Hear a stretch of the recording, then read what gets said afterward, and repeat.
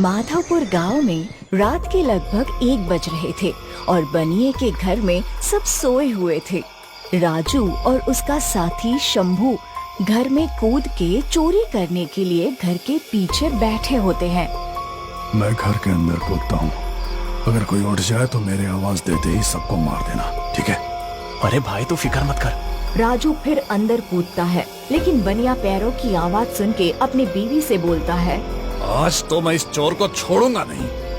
बनिया अपनी धारदार तलवार से राजू का सर धड़ से अलग कर देता है और ये सुन के शंभू वहाँ से दुम दबाकर भाग जाता है।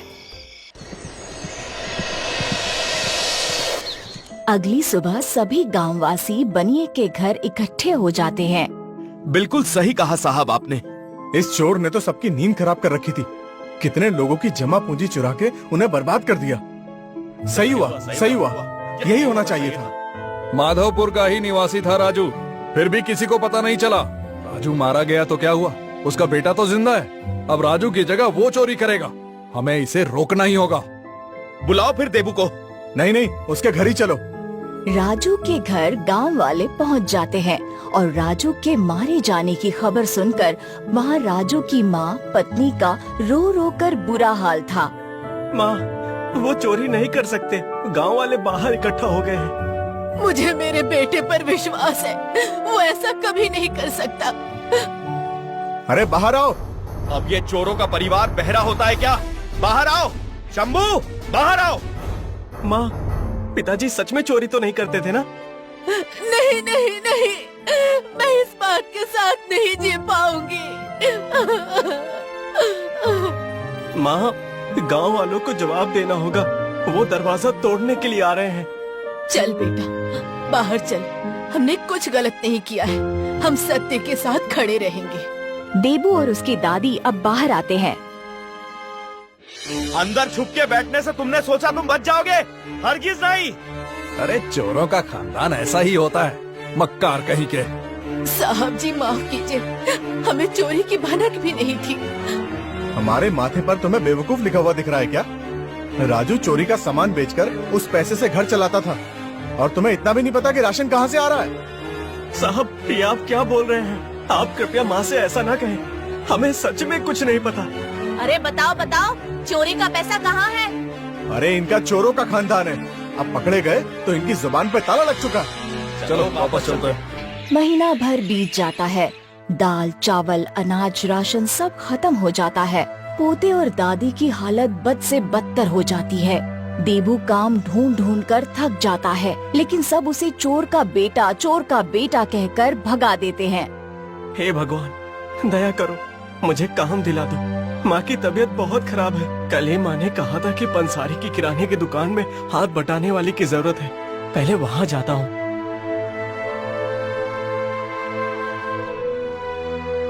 आपको कर्मचारी की जरूरत है, आप क्या मुझे काम पर रख लेंगे? वहीं अचानक रमेश आ जाता है।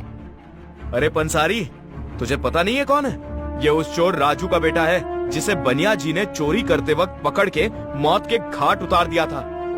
नारायण नारायण नारायण नारायण, चोर का बेटा। हे ईश्वर, अच्छा हुआ रमेश तू सही समय पर आ गया, नहीं तो अभी पूरी दुकान साफ हो जाती। आप सब लोग ऐसा क्यों कर रहे हैं? मेरा बाप चोरी करता था, मैं तो नहीं। अरे निर्लज, शर्म नहीं आती काम मानते हुए? दया करे, मेरी माँ भूखी मर जाएगी, ऐसा ना करे। चोरों के खानदान को तो मर ही जाना चाहिए। तेरे बाप ने सबको लूटा है, तो अब तुम्हें भगवान उसका कड़वा फल दे रहा है। सभी गांव वालों से ऐसी बातें सुनकर देबू दुखी था। गांव के एक छोर से नदी किनारे तक सब उसका और उसकी दादी का अपमान ही करते और ऊपर से घर में दुख बढ़ता ही जा रहा था। देबू मजबूर होके गांव के मुखिया के पास गया। मुखिया जी, दया करे। कौन है तू? क्या चाहिए तुझे? गांव वालों से सुना है आप सबका बेटे की तरह ख्याल रखते हैं। बात तो बता बच्चे। मुखिया जी, हम थक चुके हैं गांव वालों के अपशब्द सुनकर। जो कार्य हमने किया ही नहीं, उसकी सजा हर क्षण हमें मिल रही है। मैं मेरे पिता जैसा नहीं हूँ। हाँ, बेटा समाज ऐसा ही होता है, कोई विश्वास करे ना करे, लेकिन तेरा चेहरा बता रहा है कि तू सच बोल रहा है। हर वक्त अपमान अब नहीं सहा जाता। ये गांव वाले नहीं मानेंगे। बेटे, बुरे काम का नतीजा दूसरी पीढ़ी को भुगतना पड़ता है। यही संसार का नियम है। तो इस बदनामी को कैसे मिटाएं? मैं गांव वालों को सिर्फ समझा ही सकता हूँ, लेकिन उनका भरोसा जीतने के लिए तुझे उनका सामान लौटाना होगा। माँ और मुझे नहीं पता कि चोरी का सामान कहाँ रखा है। अब यही तेरा एकमात्र उद्देश्य है कि तू चोरी का सामान ढूंढे। मैं माँ के लिए ये करके ही रहूंगा। धन्यवाद मुखिया जी।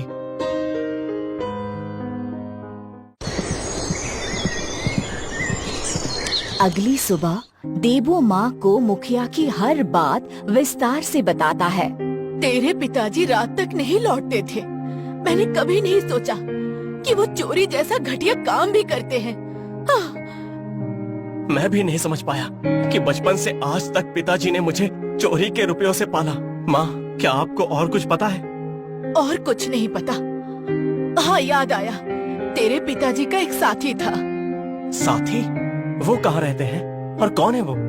वो शायद नदी किनारे रहते हैं, लेकिन नाम नहीं पता। नदी किनारे? मैं उन्हें पहचानूंगा कैसे? अरे, उसको पहचानना बड़ा आसान है। उसके एक हाथ नहीं है। शायद उन्हें चोरी के माल की जगह पता होगी। उनसे माल निकलवाकर हम इस तरह गांव वालों का भरोसा जीत सकते हैं। देबू रात को नदी किनारे शंभू को ढूंढने जाता है।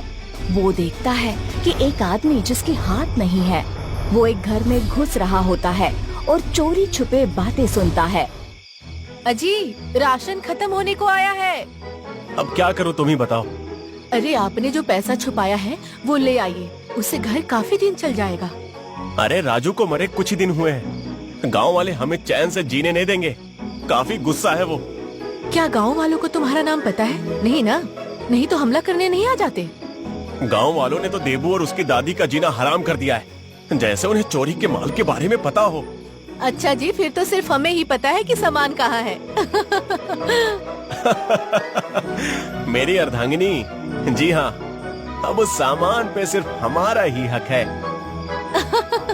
इसीलिए कहते हैं, सांप भी मर गया और लाठी भी नहीं टूटी। अब सिर्फ मुझे शंभू पर नजर रखनी होगी। देबू छुप छुप कर अब शंभू पर नजर रखने लगा। कुछ दिन ऐसे ही बीत गए। एक दिन देबू काम से लौटते हुए देखता है कि शंभू चादर ओढ़कर बाहर निकलता है। लगता है आ गया ऊंट पहाड़ के नीचे। जाता हूँ इसके पीछे पीछे।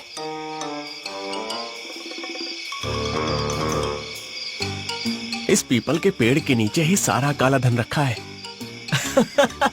अरे शंभू, कैसे हो? अब कौन हो तुम? मुझे नहीं पहचाना? उसी राजू का बेटा जिसके साथ तुम ये पाप का काम करते थे। मैं किसी राजू को नहीं जानता। भाग यहाँ से, चल भाग यहाँ से। तुम मुझे नहीं जानते, लेकिन मैं तुम्हें अच्छी तरह जानता हूँ। अच्छा, तो अब तुम्हें हिस्सा चाहिए है ना? पाप की कमाई में कुछ नहीं रखा, मुझे दे दो। चल, तेरे बाप के खातिर तुझ पर दया करके आधा हिस्सा तुझे दे देता हूँ। अब खुश? अरे काका, ये कमाई हमारी नहीं है। जिनकी है उन्हें वापस लौटा देनी चाहिए। पागल है क्या? चरस फूक रखी है। चल, ये आधा हिस्सा ले और दफा हो यहाँ से। लूंगा हिस्सा तुम्हें पूरा, नहीं तो गांव वालों के सामने तुम्हारा पर्दा फाश कर दूंगा। तू धमकी दे रहा है? मुझे जानता भी है। अभी तक तो तुझे आधा हिस्सा दे रहा था, लेकिन अब तो तू ये ले। तू मेरी संपत्ति लेगा? यही गाड़ दूंगा, समझे? खबरदार, तुम्हारे पैर काट दूंगा अगर आगे बढ़े तो। बच्चे, तेरी इतनी हिम्मत तो शंभू चोर को आग दिखाएगा? तुझे तो मैं छोड़। तुम्हारे और पिताजी की वजह से मेरी और मेरी माँ की जिंदगी बर्बाद हो गई, लेकिन अब और नहीं। छोड़ दे मुझे। छोड़। छोड़ूंगा तो नहीं। चलो मुखिया जी के पास और अपना गुनाह कबूल करो। देबू ने अब शंभू को मुखिया जी को सौंप दिया और चोरी चकारी का सारा सामान गांव वालों में बांट दिया। गांव वाले अब अपना सामान वापस पाकर खुश थे और उनका विश्वास देबू के प्रति कायम हो गया। देखा गांव वालों, राजू की चोरी में उसके परिवार का बिल्कुल हाथ नहीं था। उस राजू की वजह से भले ही तुम्हारा सामान चोरी हुआ, लेकिन उसी के बेटे ने सामान वापस भी दिलाया। मुखिया जी, मैंने कभी नहीं सोचा था कि मेरे जेवर मुझे वापस मिलेंगे। मेरे चांदी का कड़ा भी मुझे वापस मिलेगा, ये तो मैंने कभी सोचा ही नहीं था। तो बताओ देवू, तुम्हें क्या चाहिए? बस मैं अपनी दादी का सम्मान वापस पाना चाहता हूँ। चोरी के खानदान नाम के कलंक को हटाना चाहता हूँ। गांव में इज्जत से जिंदगी गुजारना चाहता हूँ। रो मत देवू, तू सच्चा है और ये सबको पता चल गया है। धन्यवाद मुखिया जी, आपकी वजह से हमारी इज्जत लौट आई।